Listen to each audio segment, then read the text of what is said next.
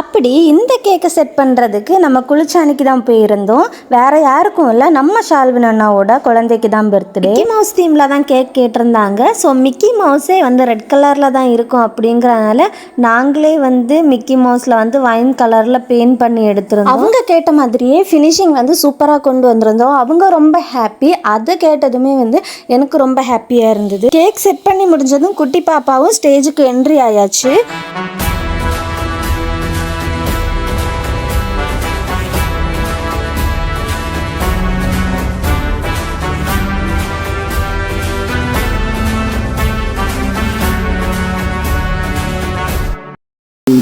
Happy birthday to you. Happy long life to you. Happy long. Cake cut பண்ணி முடிச்சதும் என்னோட 4 தங்கச்சிக்கு கூடயும் நல்லா என்ஜாய் பண்ணிட்டு இருந்தேன்.